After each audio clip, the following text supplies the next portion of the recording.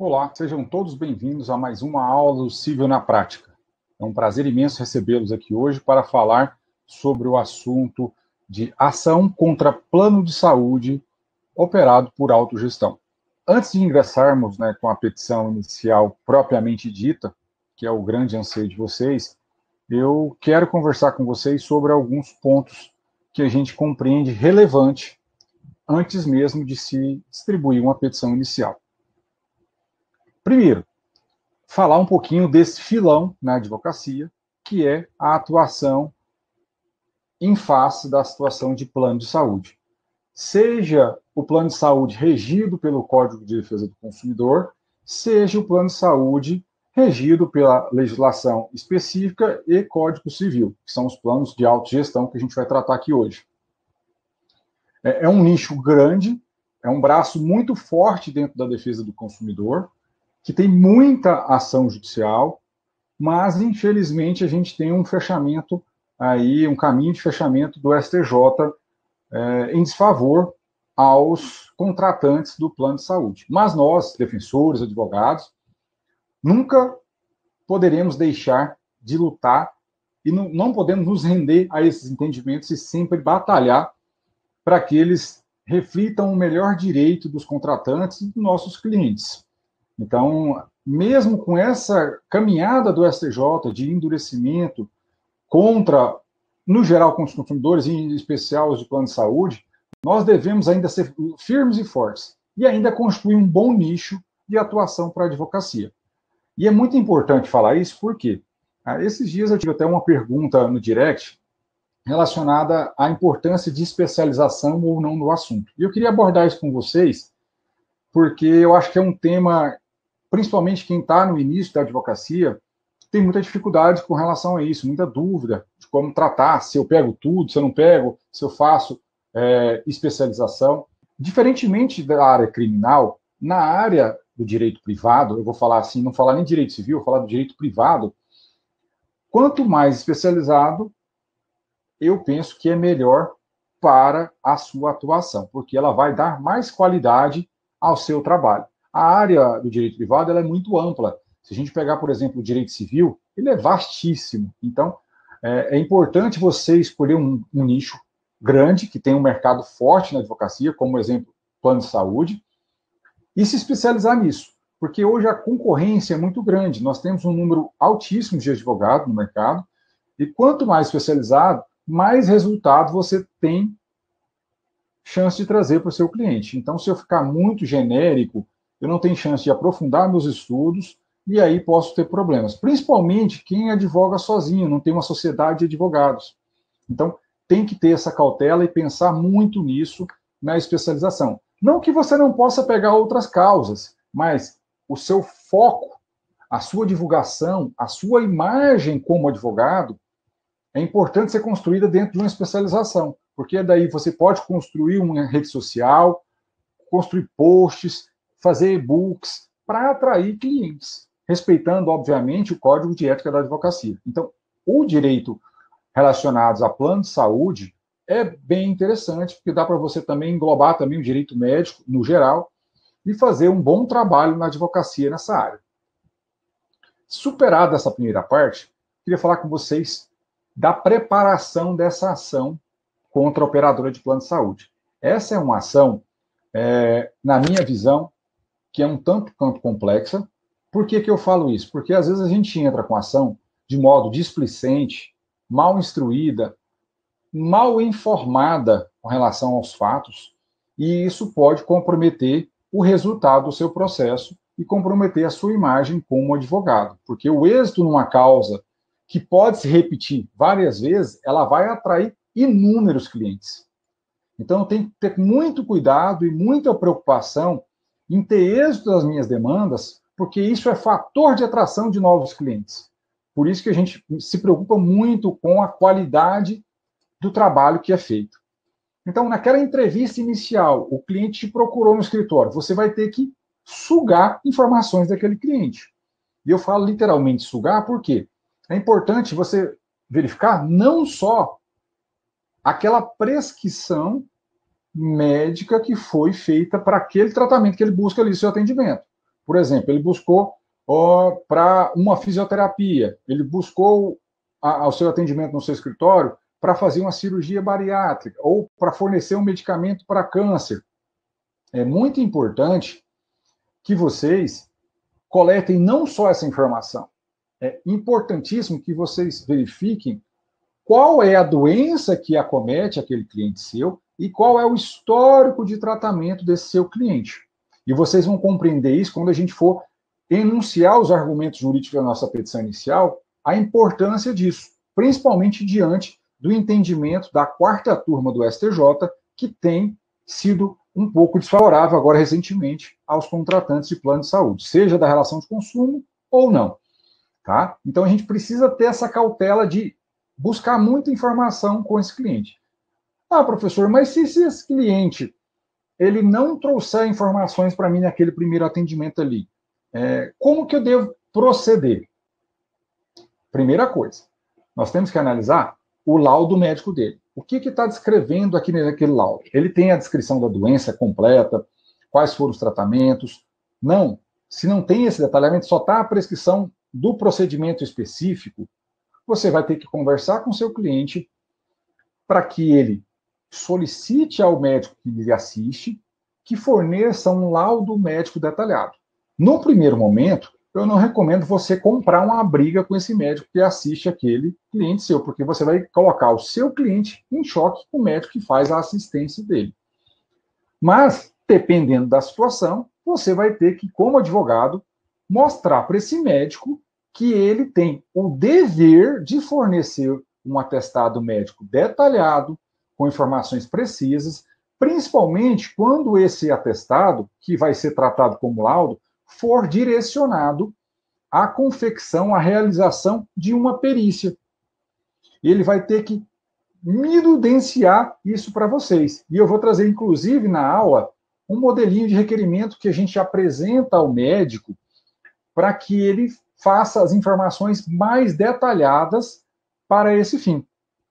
É muito importante isso, porque se eu não instruir bem a minha ação, eu estou correndo um sério risco de ter uma reversão no custo do meu processo. Eu posso até, às vezes, ganhar liminar, mas ir lá no mérito eu posso perder e aquele cliente ter que ainda pagar as despesas desse tratamento. E aí, esse cliente vai ficar com muita raiva de você como advogado, porque ele acreditou que ia resolver o seu problema. Por mais que nós, operadores, né, defensores e advogados, não tenhamos obrigação de resultado nessas causas, o cliente ele vai no seu escritório esperando o resultado. Então, ele vai ficar insatisfeito. Por mais que ele não tenha respaldo para te processar, ele vai ter a insatisfação e não vai te recomendar para outros amigos, conhecidos, e esse boca a boca é muito importante para a advocacia, certo? Então, vamos prosseguir aqui. Uma outra questão que a gente precisa saber operar na prática, antes de fazer a petição propriamente dita,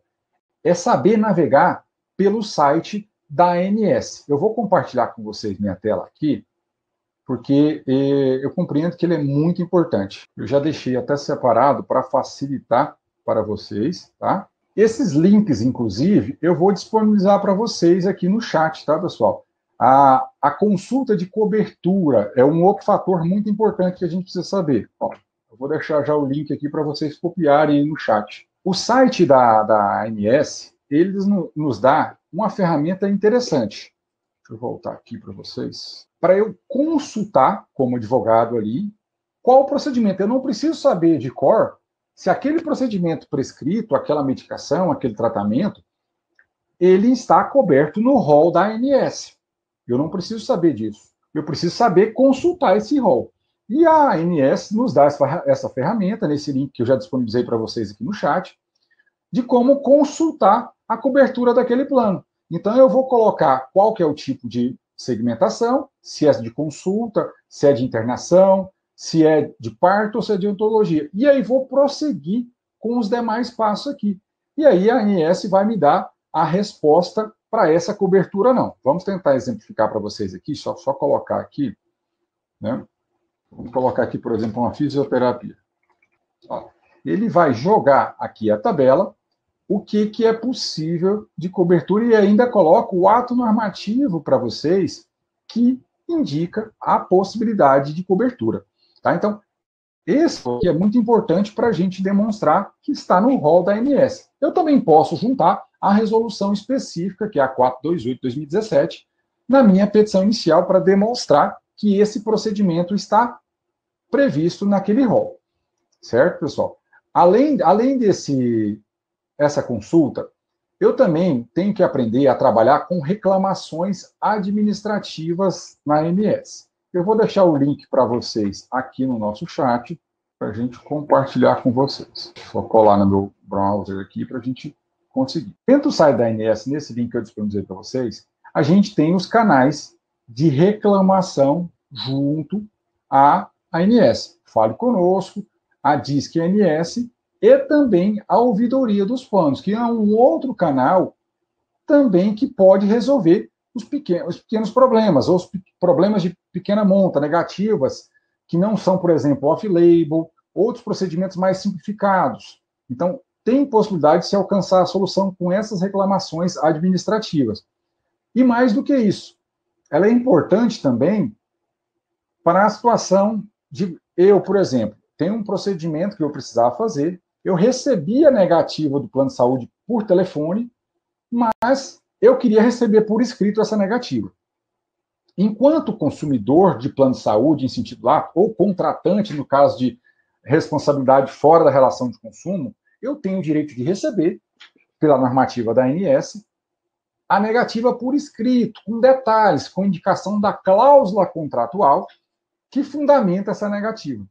E o plano de saúde, como regra geral, a operadora, tem o prazo de 24 horas para fornecer essa resposta por escrito, mas ela não fornece essa resposta. Se ela não fornecer essa resposta para você, que ela é essencial para você instruir a sua petição inicial, você pode formular uma reclamação em um desses canais que a gente tem aqui. E isso é importante porque, além de forçar a operadora a te dar essa negativa por escrito, ela vai gerar o sancionamento dessa operadora de plano de saúde. A resolução da ANS que trata dessa temática, ela precifica o valor de multa pelo descumprimento desse dever. Então, é importante a gente fazer isso para criar a cultura nos planos de saúde de não negar essa informação por escrito ao contratante do plano de saúde. Tá? Então, é muito importante a gente ter essas circunstâncias em mente para poder construir a petição inicial, porque é essencial a negativa do plano. Eu não vou judicializar uma demanda, não é que é uma condição, um pressuposto para ajuizar a ação, mas para que eu tenha êxito na minha liminar, para que eu tenha êxito no meu mérito, é importante sim demonstrar a negativa. Além disso, eu quero chamar a atenção de vocês aqui, para vocês estudarem, né, o trabalho do operador do direito, advogado, defensores, demais protagonistas do cenário jurídico, não é simplesmente pegar uma petição pronta. Eu preciso estudar. E nesse caso de estudos de planos de saúde, eu preciso conhecer muito bem as resoluções da Agência Nacional de Saúde Suplementar, a ANS. Eu tenho que conhecer os pareceres que são publicados pela ANS também. Além disso, eu tenho que buscar as súmulas do STJ. O STJ tem súmula sobre essa questão, tem recursos repetitivos sobre essa temática. Mais do que isso, no Conselho Nacional de Justiça foram realizadas jornadas de direito da saúde e lá foram editados enunciados nos moldes como tem das jornadas de direito civil. Então é importante vocês conhecerem também esses enunciados, certo, pessoal? Então eu preciso ter o domínio desses assuntos para tratar. O conhecimento na área de plano de saúde, ele é profundo, ele exige dedicação do profissional que vai atuar nessa área. Ele envolve uma série de detalhes que estão no plano infralegal que você precisa conhecer. Então, não dá para partir simplesmente com o Código de Defesa do Consumidor na mão ou a Constituição, e muito menos só com a lei do plano de saúde, a 9656. Tá? Eu preciso conhecer essas normas infralegais. E vamos agora tentar entrar com vocês diretamente na nossa petição. Tá? Eu vou compartilhar aqui com vocês, só para a gente conseguir...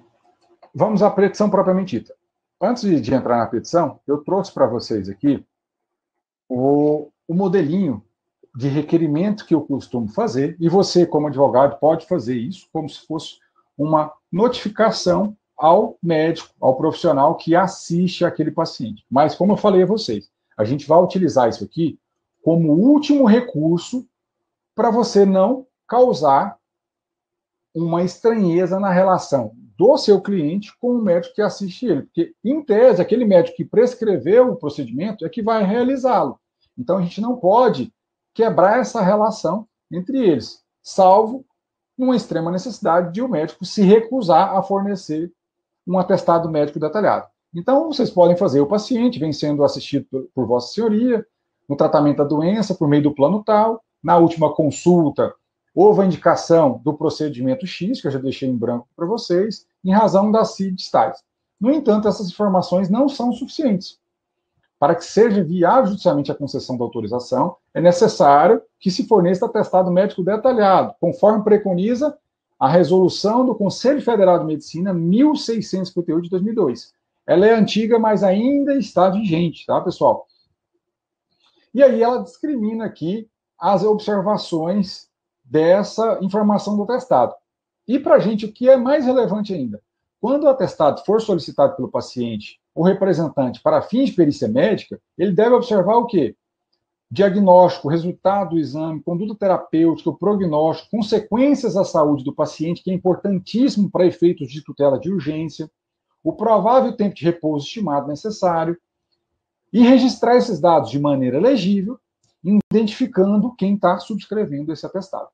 E a gente finaliza, é um requerimento bem simplório, e só coloca uma observação, porque para o médico não achar que você quer que dê um laudo médico de acordo com a sua vontade de advogado. A gente não pode interferir na opinião médica, a gente pode exigir que ele forneça um atestado médico, mas o conteúdo desse atestado, se é urgente, se não é, se esse tem risco de óbito ou não tem, eu não posso interferir nisso. Então, a gente deixa aqui em destaque que não se busca a emissão de um atestado com o conteúdo que a paciente pretende, tá? É que seja fornecido um atestado que detalhe a condição médica que ela tem. E aí a gente anuncia ainda que é direito do paciente o acesso ao seu atestado. E o médico não pode, né, fazer essa recusa. E aí fica solicitado com fundamento nisso. Normalmente, a gente não precisa utilizar isso. Às vezes, numa ligação, a gente consegue resolver essa problemática, explicando para o médico as razões ali da negativa, e o médico fornece um laudo mais detalhado, que é essencial para a sua ação judicial. Então, vamos lá. Com relação ao juízo, o direcionamento da peça. Essas ações relacionadas a plano de saúde, a gente tem que diferenciar o primeiro ponto. Se eu tenho uma relação de consumo ou não, e se naquele estado em que eu vou judicializar, eu tenho uma vara especializada em direito do consumidor. Se eu tenho um plano de saúde, nos moldes tradicionais, em que um particular firma, por exemplo, com uma operadora, e não há autogestão desse plano, eu vou ajuizar isso numa vara do consumidor, se não tiver, numa vara civil comum, no domicílio do consumidor. Agora, se eu estou diante de uma situação de autogestão, como no caso que a gente vai discutir aqui hoje, eu tenho duas circunstâncias. A primeira é analisar se essa autogestão ela é fruto de um contrato ou acordo coletivo de trabalho. Se esse plano for instituído por fonte disso, a competência, segundo o STJ, é da própria Justiça do Trabalho e não da Justiça Comum. Agora, se não tem isso, é um contrato de autogestão, sem esse vínculo trabalhista, eu vou ajuizar isso na vara comum, sem qualquer problema. E aí vai ser uma vara civil tradicional, certo? A gente não pode esquecer da prioridade da tramitação, que é muito importante. Nesse caso que a gente está tratando com vocês aqui hoje, é de uma doença grave, uma neoplasia maligna, que é um dos fatores de prioridade na tramitação, e a gente coloca isso para vocês. O preâmbulo da petição, com relação à qualificação das partes. Aqui não tem maiores dificuldades. Tanto o autor quanto o réu, vocês vão ter acesso aos dados, então não tem muita dificuldade, eu só não posso me esquecer de qualificar com todos os indicativos que o Código de Processo Civil me exige, né? Estado civil, profissão, embora não exija RG, é importante colocar, o Código de Processo Civil não coloca o RG, mas ele coloca o CPF, o endereço onde ocorrerá as intimações e que ele está sendo representado por um advogado ou defensor público, dependendo do caso, e que as intimações desse advogado vai ocorrer no escritório tal, na rua tal, e eu vou declinar isso ali, no caso, para o juízo, certo? Essa ação aqui, jamais propor no juizado especial, tá, pessoal? Muito cuidado com isso. E ela vai tramitar pelo procedimento comum. Ela não tem um procedimento especial para sua tramitação.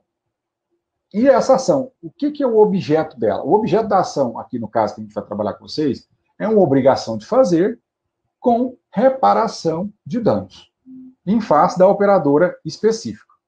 Tá? Então, não tem maiores dificuldades também aqui na qualificação. Eu vou colocar o nome da operadora, se ela é pessoa jurídica de direito privado, e os seus dados individualizadores, né? CNPJ, a sede dela, porque eu preciso realizar a citação, pelos fatos e fundamentos seguintes. Fundamentos fáticos da minha petição inicial. E aqui eu quero já chamar a atenção de vocês, para a gente evitar ficar fazendo leitura de fundamento fático, que aí vai da estilística de cada um escrever. Mas o que a gente precisa ter em mente aqui na parte fática da petição inicial de plano de saúde? Primeiro, descrever quando que foi essa contratação. Tá? É importante a data da contratação para discutir a aplicação ou não da Lei 9656 ao caso concreto. Tá? É muito importante a gente saber essa data e deixar isso muito claro para o juiz. Então, eu vou colocar, redacionando, que foi feita a adesão na data X. E aí eu vou indicar, inclusive, até o cartão de conveniado, para demonstrar que eu já tenho esse cartão e que está em dia meu plano de saúde do ponto de vista de validade, porque no cartão, normalmente, ele traz a validade do seu plano de saúde. Então, é importante isso também. Outra informação que eu preciso trabalhar no meu fato. Qual que é o plano contratado? Isso é extremamente importante para vocês trabalharem, certo, pessoal? Eu não posso deixar de trabalhar com essa informação. Eu preciso ter esse cuidado para trabalhar nos meus casos concretos aqui das minhas petições. Por quê? Dependendo da segmentação contratada e dependendo do plano contratado, eu posso sofrer limitação de cobertura. Então, eu preciso conhecer os tipos de plano, que são individual, coletivo por adesão e o coletivo empresarial, e eu tenho que conhecer as segmentações desse plano. Se ele é só ambulatorial, se ele é hospitalar, se ele é hospitalar com obstetrícia, e se ele envolve odontologia também. Então, eu preciso conhecer essas informações. Esse aqui, né, é um plano de autogestão. A classificação dele pela própria operadora, nesse caso concreto nosso, é o plano básico. O plano básico aqui deve ser subentendido com aquele plano referencial lá do artigo 10º da Lei 9656, Lei de Plano de Saúde, que tem cobertura, que é a segmentação hospitalar em enfermaria ou quarto coletivo. Então, eu tenho atendimento hospitalar. Se fosse simplesmente ambulatorial, por exemplo, se ela precisasse de internação, e aí não teria essa cobertura. Então, é importante a gente trazer esse fato aqui também. Então, a data do contrato, o tipo de plano e a segmentação, eu tenho que enunciar. Além disso, eu tenho que entrar forte na doença que o meu cliente ou a minha cliente tem. E aí, pormenorizar isso. Mas você vai só conseguir pormenorizar esses fatos se você tiver uma boa entrevista com seu cliente, até para orientá-lo a trazer exames, consultas, laudos anteriores, e também depende do laudo médico atualizado que vai receitar ou prescrever aquele procedimento ou tratamento para o caso concreto. Então, eu preciso tomar muito cuidado aqui na minha narrativa. Vocês vão verificar, vou disponibilizar esse modelo para vocês lá no nosso Telegram, como eu detalho em profundidade Quando que ela foi diagnosticada com o tumor? Tá, pessoal? Não vou ficar lendo para vocês aqui para não ficar chata a aula. Então, ele foi diagnosticado com tumor. Qual que é a classificação desse tumor eu trouxe aqui? Falei quando foi iniciado o tratamento, qual foi o tratamento que se iniciou. Ali eu estou falando da ressecção da tumoração. Além dessa ressecção, eu falo que foram realizadas quimioterapias e mesmo assim o tumor continuou progredindo. Ela teve uma nova cirurgia e aí teve consequências em razão dessa cirurgia, ela passou a ter sequelas na fala, leitura, localização no tempo. E mais, ela fez uma outra radiocirurgia na parte que teve essa evolução. E aí eu indico a dose que foi aplicada, que em termos técnicos é importante isso para efeito de prova pericial, que isso está consubstanciado no laudo que eu instruo a minha petição inicial. Inclusive, eu enuncio aqui que, nesse caso, a pessoa veio a ser aposentada em decorrência do tumor que ela teve, das consequências desse tumor. E aí demonstro isso com uma prova escrita da concessão dessa aposentadoria. E aí eu venho contextualizando que novos exames foram realizados nessa paciente, nessa parte autora, e essa médica acabou prescrevendo um medicamento específico para câncer, chamado Avastin. Mas a operadora negou, e ela negou por escrito. Eu vou aumentar aqui para vocês conseguirem visualizar. Ela vai e declina aqui que esse procedimento escolhido pelo médico assistente, por mais que ele tenha registro na Anvisa, o medicamento ele é previsto na regulamentação, então na bula dele oficial, ele tem a descrição para tratamento de câncer, porém, para esse tipo de câncer específico que acomete a sua cliente, não há indicação na bula. Então, ele é chamado de off-label. O medicamento tem registro na Anvisa, porém, para aquele tratamento que eu pretendo, para aquela doença específica que eu pretendo, ele não tem ainda prescrição. Por isso que é chamado de off-label, certo? E aqui o plano de saúde até menciona que foi feita uma junta médica que tem regulamentação na Agência Nacional de Saúde Suplementar para acolher uma terceira opinião. E esse parecer foi contrário, inclusive, à nossa cliente aqui, assistida à defensoria, nesse caso concreto. E aí, com a negativa, não restou alternativa naquela época para essa pessoa, ela não buscou a tutela jurisdicional e ela continuou com o tratamento convencional, com as medicações que eu estou indicando aqui na petição inicial. E ela fez mais quimioterapia e teve problemas com essa quimioterapia. E nas últimas sessões ela sofreu muito, teve muito problema com todo esse contexto, e foi feita uma nova ressonância já em janeiro de 2021. Vejam que ela está sofrendo desde 2019. E o tumor continuou crescendo. E a médica assistente repetiu a necessidade de se fazer a utilização da medicação prescrita, porque teve um aumento do tumor e a paciente está apresentando parestesia de um membro inferior, então está agravando o quadro de saúde dessa paciente. E aí, tudo isso referendado em um bom laudo médico. E aí ela prescreveu a mesma medicação novamente e declinou no laudo. Percebam que eu trago aqui, pessoal, um trecho desse laudo. A importância do laudo médico para demonstrar a sua veracidade, a evidência da necessidade desse tratamento. No entanto, assim ainda, a operadora negou o tratamento com a mesma justificativa de que, na verdade, esse tratamento não tem aprovação para a Anvisa para o tipo específico de câncer que aquela paciente tem.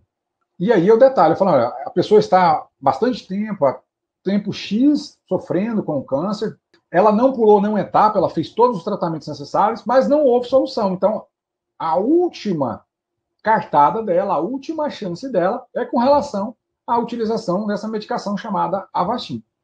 E aí eu explico isso para o juiz. Só que essa postura da operadora é abusiva, é absurda, e aí mostra a necessária intervenção do Poder Judiciário para que aquela tutela seja concedida e o direito fundamental à saúde daquele paciente seja concretizado.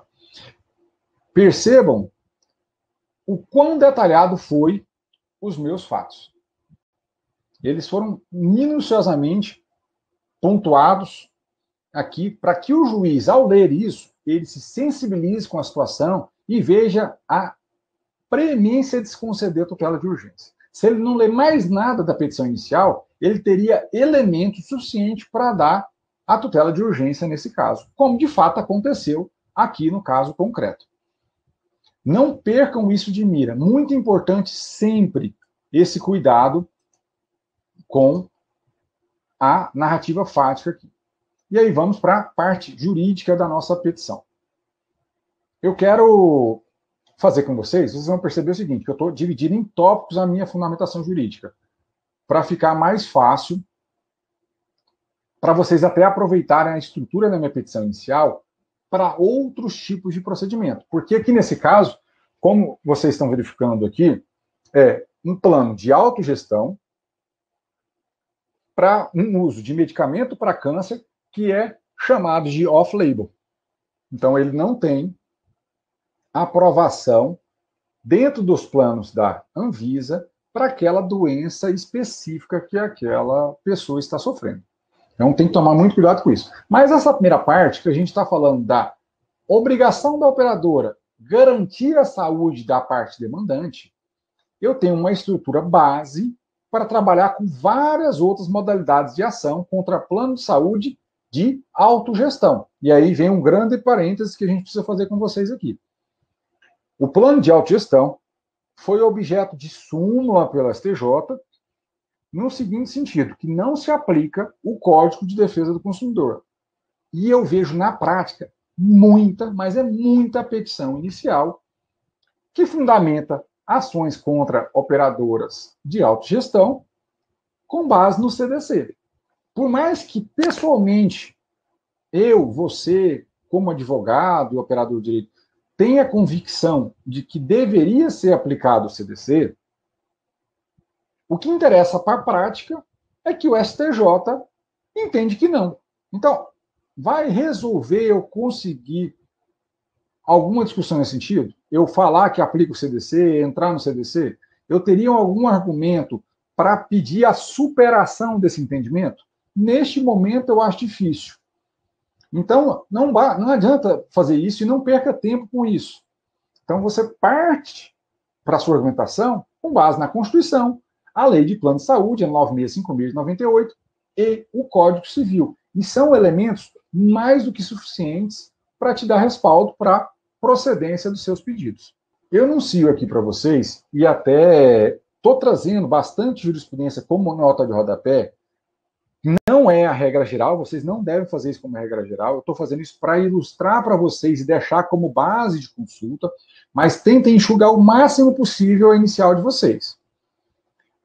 Tirem o máximo de citação. Eu vou até indicar para vocês aqui o que poderia tirar e o que não poderia tirar. Se eu fosse distribuir essa ação hoje, eu tiraria várias notas de rodapés para não ficar redundante. Mas eu tento trazer para vocês conhecerem e escolher entre aplicar uma ou outra. Eu acho que é relevante isso para quem está começando, principalmente. Então, eu vou falar aqui nesse parágrafo. Como eu falei, Constituição, Código e legislação. A Constituição é a base maior de todo o nosso raciocínio. A Constituição, ela prevê o direito à saúde como direito fundamental. E esse direito fundamental, assim como todos os outros, ele tem a sua eficácia vertical e ele tem a sua eficácia horizontal. Isso quer dizer o quê? Ele tem aplicação entre particulares. Quando eu conjugo o meu direito fundamental à saúde com a possibilidade constitucional de pessoas jurídicas de direito privado atuarem na assistência privada à saúde, eu tenho que ter o quê? Em mente que existe o direito fundamental à saúde, e se ele for prestado por uma operadora privada, eu tenho que garantir essa saúde. Não é porque a iniciativa privada teve os poderes de atuar nessa segmentação que ela pode fazer como bem entender. Não é uma livre iniciativa, pelo contrário, a eficácia horizontal do direito fundamental à saúde impõe um dever às às operadoras de plano de saúde a realizar os tratamentos médicos visando a garantia da saúde daquela pessoa.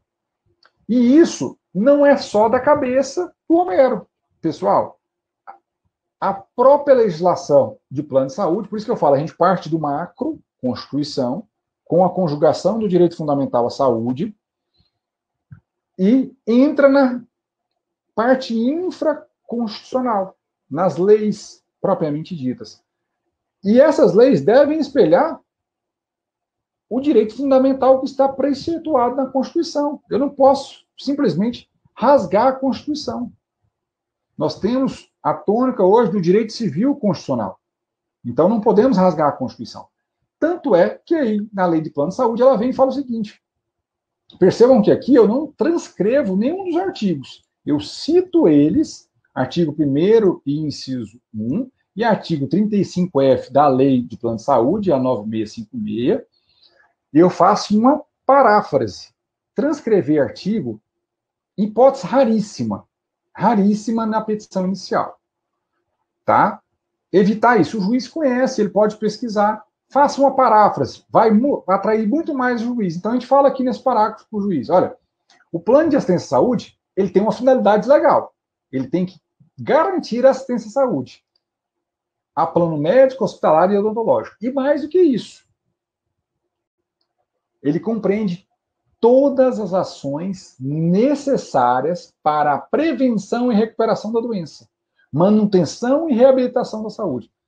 Vejam aqui, pessoal, até como argumento de reforço, eu coloco, frisa-se, todas. Porque a lei emprega a palavra todas. Então, o 35F é o eixo central para as nossas ações de plano de saúde na modalidade de autogestão. Eu tenho que ter sempre em mente esse artigo 35F, que ele vai ser a nossa grande arma aqui. Porque a partir dessas normas que eu citei, ele vai desdobrar as obrigações da operadora, da parte demandada desse processo. Então, eu tenho uma dupla obrigação aqui. A primeira é promover a cobertura de todas as doenças listadas na CID, naquela classificação internacional de doenças da OMS.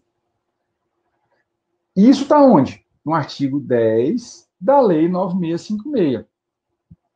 E aqui, pessoal, eu trago como rodapé para vocês, não é a nota de rodapé 345, tá? São 3 notas de rodapé diferentes, eu vou colocar aqui para vocês entenderem. A primeira nota que a gente coloca sobre o artigo 10 lá da Lei de Plano de Saúde, ADI 1931. Foi debatido nessa ação de controle concentrado de constitucionalidade, portanto, com eficácia erga omnes, a constitucionalidade do artigo 10. E o STF entendeu que esse artigo 10, no seu caput, salvo o parágrafo 2º, não é inconstitucional. E mais, no voto vencedor de Lavra do Marco Aurélio, ele fala que é, inclusive, que é impróprio arguir falta de razoabilidade na obrigação do plano abranger todas as enfermidades especificadas na CID, como a gente menciona para vocês. E olha aqui. Ele traz aqui muito claro. E aí a gente tem uma segunda nota para exemplificar para vocês. O STJ, nesse RESP agora de 2020, também mencionou que também é possível a cobertura de todas as doenças, mas dependendo da segmentação. Muito cuidado com isso. Então, dependendo do meu plano de saúde, se ele é ambulatorial, se ele é hospitalar, se ele é odontológico, eu posso ter limitações. E, por último, nota de rodapé, com relação ao artigo 10, nós temos uma resolução do Conselho Federal de Medicina que fala do mesmo modo que o STF disse e que está positivado no artigo 10, que deve-se cobrir todas as doenças listadas na CID, na Classificação Internacional das Doenças. Eu precisaria trazer todos esses argumentos aqui? Não. Eu trouxe para conhecimento de vocês. Bastaria aqui, como argumento mais forte, a ADI do STF, que é muito boa, e citar o número do acórdão do STJ. Nem transcrever, como eu coloquei para vocês. Seria mais do que suficiente para esse fim.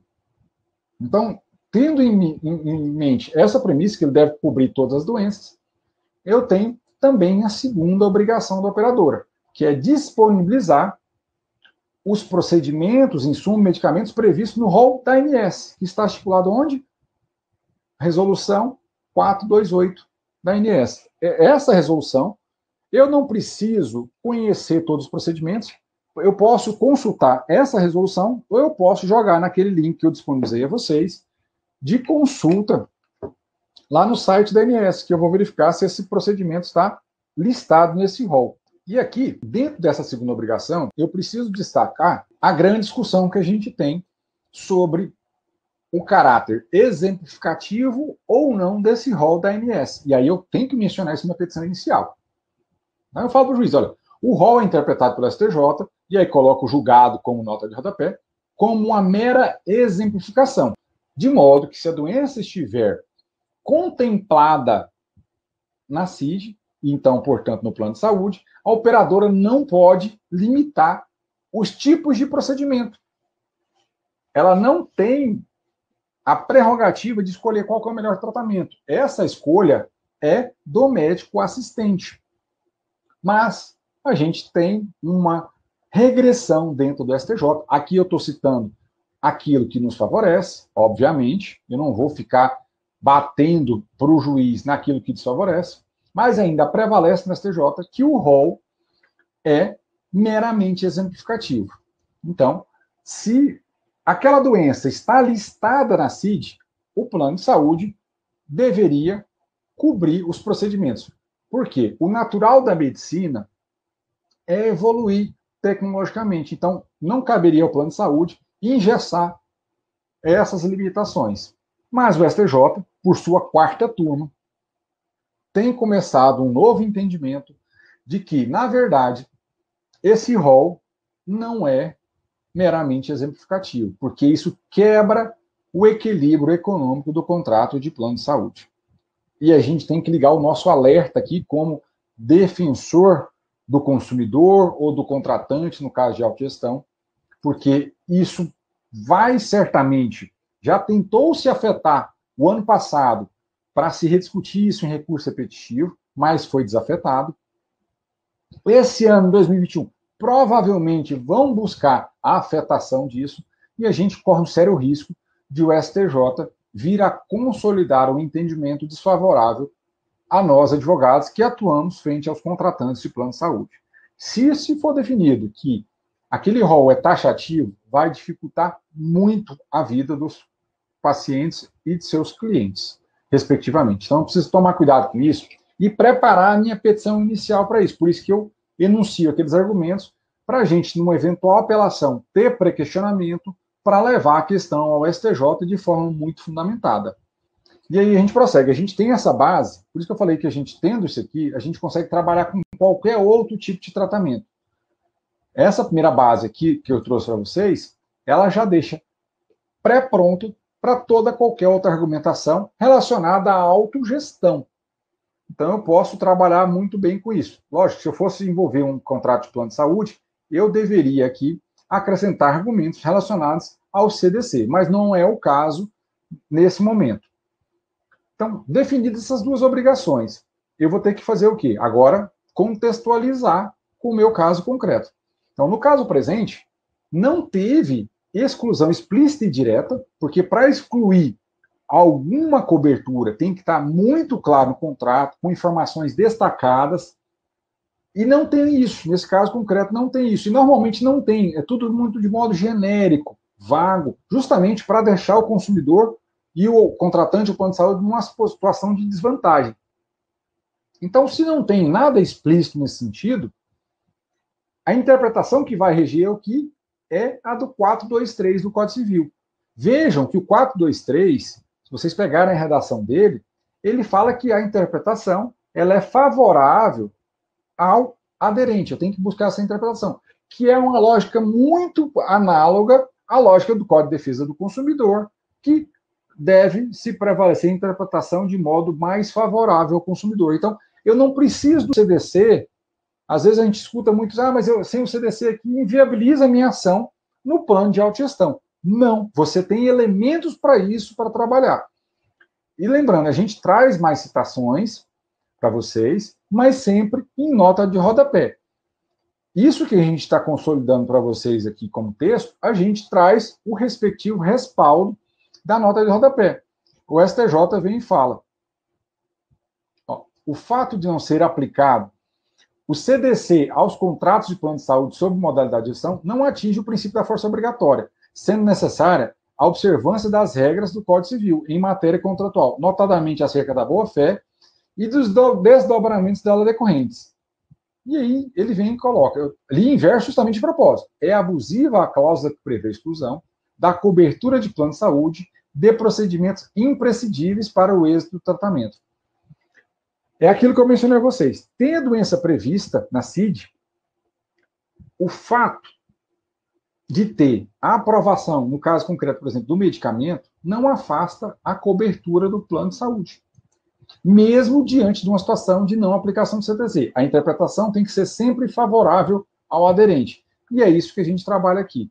Se fosse um outro procedimento em si, eu poderia colocar mais elementos. Mas como é um off-label, como eu mencionei a vocês, eu tenho por hábito separar isso em um outro tópico para ficar muito mais claro ao julgador. Então, eu falei da obrigação geral da operadora de plano de saúde, no tópico anterior, de promover o tratamento daquela doença, porque não tem exclusão dela no meu caso concreto. Agora eu vou entrar diretamente no tratamento. Eu falei de doença, eu vou falar do tratamento. E aí eu já deixo muito claro para o juiz, eu conheço o entendimento do repetitivo, da tese repetitiva 990, de que não existe obrigação de fornecer medicamento não registrado pela Anvisa. Isso é um recurso repetitivo, eu preciso conhecê-lo. Porque se eu for entrar com ação contra plano de saúde, por exemplo, de um medicamento que não está aprovado para nenhum fim na Anvisa, eu vou ter uma dificuldade muito grande de ter êxito na ação judicial dentro da visão do STJ. Não estou falando que, por exemplo, nos tribunais estaduais não tem entendimentos favoráveis a essa corrente. Tem sim. Mas no STJ tem se consolidado de que quando não tem o registro na Anvisa para qualquer finalidade, não dá para se tratar de ajuizar essa ação. Então, eu tenho que calcular muito bem o meu passo ao assumir uma causa dessa natureza, porque eu posso ter o risco de ir lá no STJ, tomar o reverso e aí prejudicar todo o trabalho que eu fiz ao longo desse processo. Tá? Então, tem que ter esse cuidado. Mas a gente tem que chamar atenção para a pandemia. Na pandemia, nós tivemos várias situações aqui de discussão, se traz, se não traz, se aprova a vacina, se não aprova, se ela tem registro ou não na Anvisa. Então, nessa situação excepcional, houve uma mitigação aí desse registro da Anvisa, né? A aprovação emergencial e assim sucessivamente. Assim como aconteceu algumas situações da cloroquina, eu falei para o juiz, olha, não tem obrigação, mas não é o meu caso aqui agora. No meu caso, o medicamento ele tem aprovação e registro pela Anvisa. Ele está registrado lá. E aí, eu tenho que provar isso no processo. É muito importante. Eu não posso deixar de juntar isso quando eu for tratar de medicamento off-label. Eu vou colocar que aquela medicação X está aprovada, sim, pela Anvisa. E aí, uma busca no site da Anvisa, pelo nome do medicamento, você consegue localizar. E pela própria negativa da operadora do plano, normalmente eles falam, olha, principalmente no off-label, esse medicamento tem registro, mas não pelo fim que você quer. Então, isso já é uma confissão de que esse medicamento tem aprovação pela Anvisa. Uma confissão extrajudicial. Porém, esse medicamento que eu estou pedindo, ele não tem prescrição expressa para o tipo de doença dessa demandante. Ele não está caracterizado ali. E aí eu vou complementar minhas informações. O chamado uso off-label de tratamento tem sido admitido amplamente pelo STJ, pelo Tribunal da Cidadania, um apelido que se tem aqui na prática forense, de chamar o STJ de Tribunal da Cidadania. Pode ser utilizado para não ficar STJ, STJ, STJ o tempo inteiro, tá, pessoal? E aqui, como eu falei, normalmente eu coloco sempre em rodapé, mas nesse caso de off-label, até para o juiz de primeiro grau, que às vezes está desatualizado, é importante eu trazer essa circunstância aqui.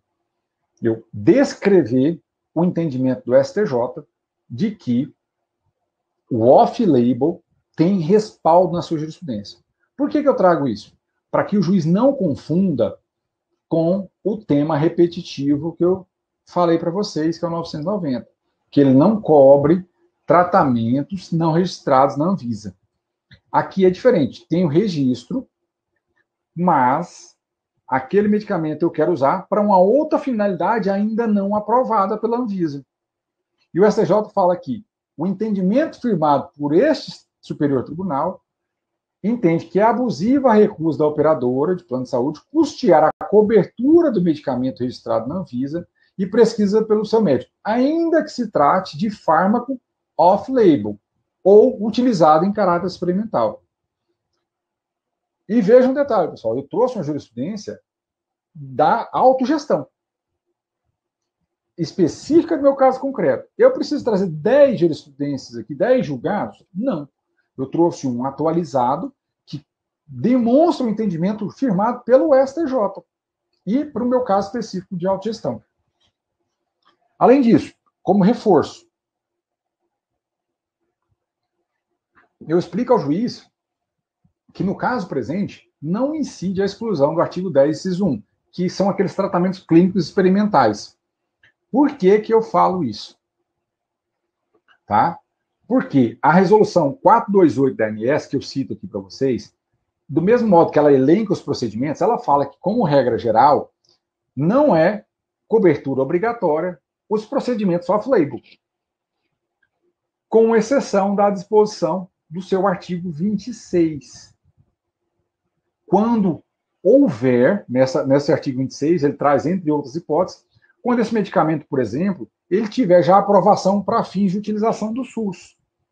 É uma forma de você conseguir a tutela jurisdicional, demonstrando também que, embora para o rol da ANS ele não esteja previsto naquela descrição procedimental, para o SUS ele está. Então é importante eu buscar no Google, e o Google vai te ajudar isso de modo muito fácil, que aquele medicamento você vai jogar se tem aprovação para o SUS. E no SUS, esses medicamentos mais específicos, principalmente de tratamento de câncer, ele tem um detalhamento preciso de quais são as finalidades, quais são os tratamentos que ele pode ser empregado, e nesse caso concreto, contempla justamente a prescrição do medicamento para a doença que a minha assistida da defensoria tinha e que seu cliente poderá ter no seu caso concreto. Então eu falo para o juiz que a exceção lá do artigo 10, inciso 1, não se aplica ao caso concreto, porque o que vai se aplicar é o artigo 26 da resolução normativa,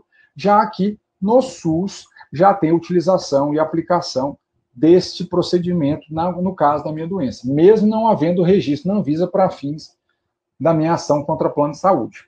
Então, diante disso, ela deve ser obrigada a fornecer essa medicação que o médico assistente prescreveu, especialmente porque deve sempre prevalecer a autonomia do médico. O médico assistente é que prevalece aqui.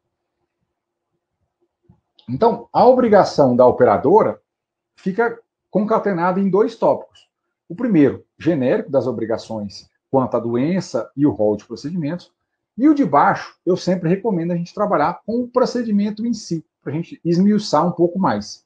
Tá? Então, esse segundo tópico ele vai mudar muito de acordo com o procedimento que for prescrito pelo médico.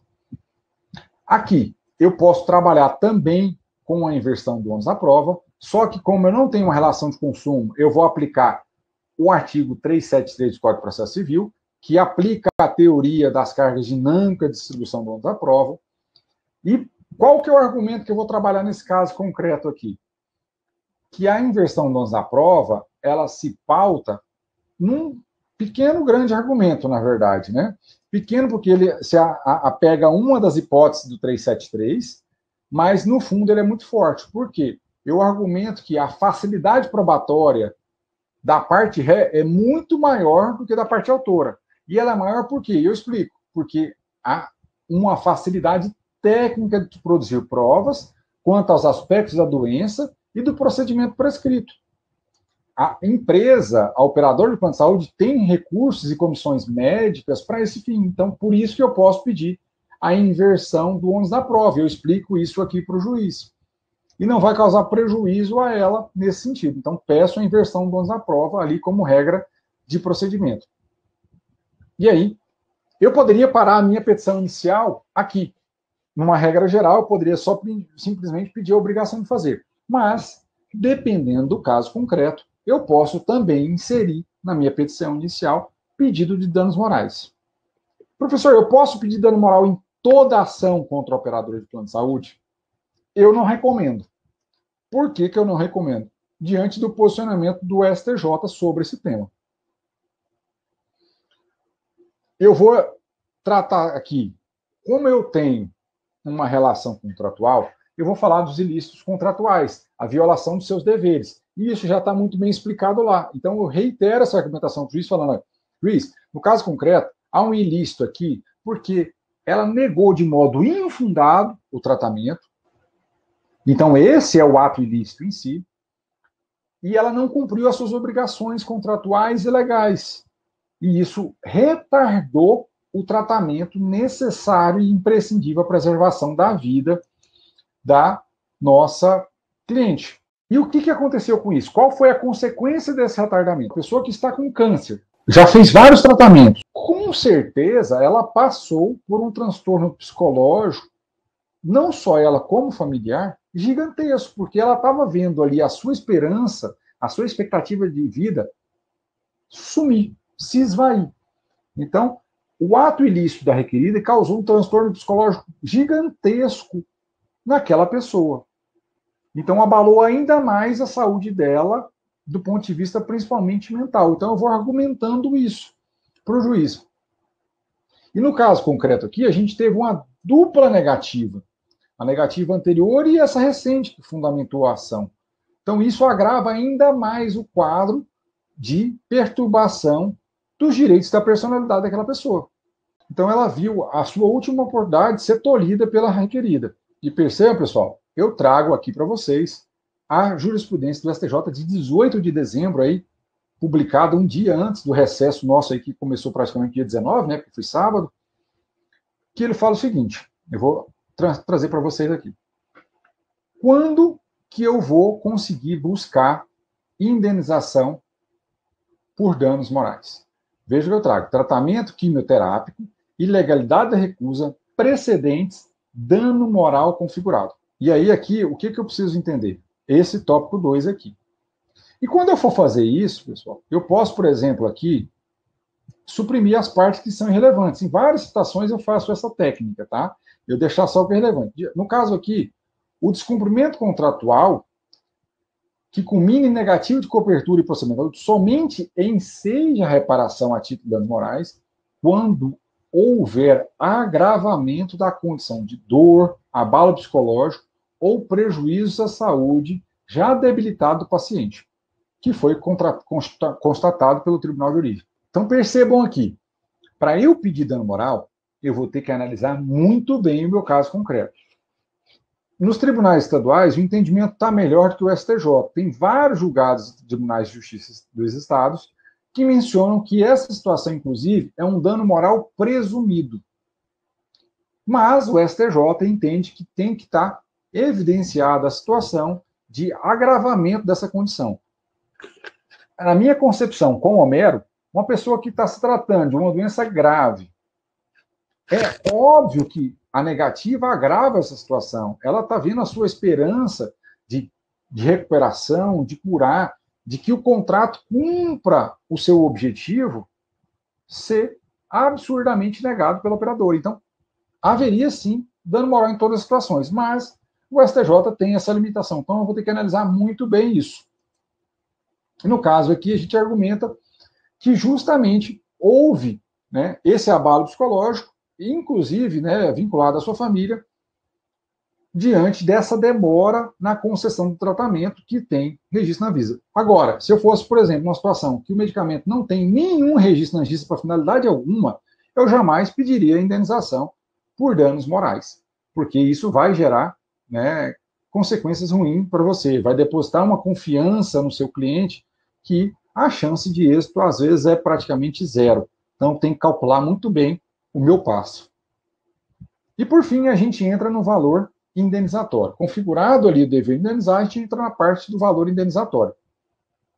Aqui eu tentei objetivar, trazer um pouco diferente do que a gente fez nas aulas anteriores. Nas outras aulas, nós estratificamos bem, inclusive colocando em tópico apartado, o tratamento do valor indenizatório. Aqui eu trouxe para vocês uma opção diferente, para vocês enxugarem ainda mais a petição inicial, principalmente nesse caso, que ela está já bastante extensa, a gente simplesmente referenciar o entendimento do STJ, do método bifásico de valoração dos danos morais. E aqui eu chamo a atenção de todo mundo. Por mais que a gente na petição não esteja transcrevendo o julgado, dividindo em duas fases de modo muito claro, na hora que eu for fazer os meus pedidos, eu tenho que ter muito claro essa base de raciocínio. Tá? Então, o que eu vou fazer? Eu vou pegar a primeira fase do STJ, que ele considera o padrão médio das indenizações relacionadas ao bem da vida tutelado, no caso aqui, a gente está tratando de plano de saúde, eu vou pegar o entendimento médio daquele tribunal sobre indenizações negativa de cobertura, de tratamento de saúde, e vou para a segunda fase. Nessa segunda fase, eu tenho uma série de requisitos traçados pelo Superior Tribunal de Justiça. Eu até cito para vocês aqui o julgado que dá base para vocês terem referenciado aqui. E eu vou pedir a minha indenização pautado nessas condutas. Mesmo que eu não cite aqui a capacidade econômica do réu, é importante eu trazer como prova na minha petição inicial essa capacidade econômica. Porque a gente muito reclama do baixo valor indenizatório nessas ações de reparação por danos morais. Mas nós temos que fazer por onde também como postulantes. Nós teremos que dar elemento para o juiz para falar, olha, essa operadora de plano de saúde, ela tem um faturamento altíssimo. Ela está muito além da média normal dos demais planos. E aí eu posso consultar o seu contrato social, eu posso olhar o seu capital social no site da Receita Federal, eu posso analisar as fiscalizações da ANS para buscar isso. Além disso, eu tenho que ponderar também a capacidade econômica do autor da ação.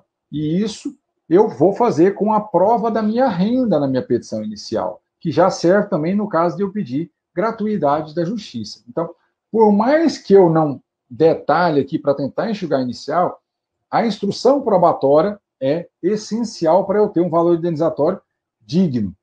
E a gente entra ainda na tutela de urgência antecipada. Normalmente, nas ações de plano de saúde, a gente sempre vai pedir tutela antecipatória, para antecipar os efeitos daquele provimento final de uma obrigação de fazer. Os requisitos são probabilidade do direito, ou perigo de dano, ou risco de resultado ao processo. E aqui é uma situação muito simples. Eu não preciso fundamentar o que é o perigo de dano, o que é a probabilidade de direito. Eu não preciso fundamentar explicando o conceito disso, mas concretamente eu preciso descrever para o juiz que as minhas provas e a minha argumentação aqui evidenciam o direito da parte autora a receber aquele tratamento. E eu vou explicar isso para o juiz. Isso nos meus tópicos. Além disso, eu vou evidenciar mais uma vez aqui que esse medicamento, no caso concreto, ele está registrado na Anvisa, mesmo não tendo aquela finalidade específica no meu caso, mesmo sendo um off-label. E aí retoma a discussão falando que, olha, mesmo que não tenha registro para aquele fim, eu tenho portaria do Ministério da Saúde falando que aquele medicamento também pode ser utilizado no meu caso. Então, para o SUS é possível. E o perigo da demora, não tem muita discussão, porque ela está numa doença grave, câncer, ele evolui. Então, eu explico para o juiz, a demora no resultado do processo vai prejudicar ou tornar até perdido o meu direito aqui, porque ela pode vir a falecer no curso do processo diante da situação. Principalmente que meus documentos, eles evidenciam uma peregrinação de tratamentos. Ela realizou uma série de tratamentos para conseguir tentar recuperar a sua saúde e não conseguiu. Então, por isso merece ser concedida a tutela de urgência, para que obrigue já no início do processo a fornecer o tratamento necessário nesse caso. Eu entro ainda, porque eu estou no procedimento comum, na necessidade de indicar se eu quero ou não composição. Aqui no plano de saúde eu sempre coloco, é importante a composição nesses casos, por mais que a gente tenha tentado pela via extrajudicial, é importante, e isso não prejudica a análise da tutela de urgência. É bom deixar isso muito claro para vocês. E, por fim, a gente entra já lá nos seus requerimentos e pedidos. Então, a gente pede a tramitação prioritária, coloca o pedido específico da tutela de urgência aqui, liminar, sem oitiva da outra parte, aí chama atenção para vocês aqui, quando eu falo liminarmente, liminar não é o nome da medida, liminar é o momento do processo em que vai ser concedida essa medida, então vai ser logo no início do seu processo, liminarmente, no início do processo, sem a oitiva da parte contrária, para obrigar a fornecer a medicação dos termos prescritos pela médica assistente, sob pena de multa de R$ 1.000, para hipótese de cumprimento total, parcial ou cumprimento moroso dessa obrigação. Também a demora deveria ensejar aí a sanção pelo descumprimento. A citação da parte demandada, e aí nesses casos eu não tenho impedimento, eu posso utilizar qualquer uma delas, tanto por correio quanto por oficial de justiça, e dependendo da situação, se essa empresa estiver cadastrada ali, eu posso até mesmo utilizar o meio eletrônico de citação, mas vai depender do seu estado, já ter implementado esse sistema eletrônico e essa empresa estar cadastrada ali. Eu retomo aqui meu requerimento de inversão do ônus da prova e protesto de modo genérico pela produção de provas, mesmo eu tendo pedido a inversão ali anteriormente. E aí vem o objeto final da demanda. Seja julgado procedente o pedido, para compelir a requerida a fornecer a medicação na forma prescrita, sob pena de multa diária. Além disso, condenar a pagar a indenização por danos morais, pena negativa, no valor já especificado. É importante especificar sempre nas nossas iniciais o valor que a gente pretende, com juros de mora de 1% ao mês, desde a citação e correção monetária pelo IGPM. Por que, professor, que o senhor coloca isso se tem súmula do STJ falando de outros marcos temporais? Porque aqui nós estamos lidando com indenização por danos morais dentro de uma relação contratual. E aí, o STJ tem julgados nesse sentido, aqui de 2020, que fala que, tratando de indenização por dano moral decorrente de responsabilidade contratual, os juros de mora incidem a partir da citação e a correção monetária desde o arbitramento. Por isso que a gente não aplica aquele entendimento do STJ de que seria do arbitramento e os juros, né, desde da fixação. Então, a gente não pode aplicar esse entendimento. Súmula 54, salvo engano, do STJ. Condenação ao pagamento das despesas processuais e honorários de advocatícios em 20%, a gente sempre pede no máximo, e o valor da causa aqui vai representar o meu pedido de danos morais e o valor estimado daquele medicamento ou do tratamento prescrito. É importante a gente ter um orçamento mínimo aqui, nem que seja da internet, para demonstrar esse valor para efeito de composição do valor da causa. Essa seria a nossa petição inicial para essa modalidade específica de plano de saúde, de autogestão, porque ele é muito diferente dos outros planos. E mais, dentro da autogestão, eu estou falando de uma medicação off-label. Então, infelizmente, quando eu falo de plano de saúde, jamais seria possível esgotar toda a sua temática em uma aula só. Na verdade, o plano de saúde rende um curso completo.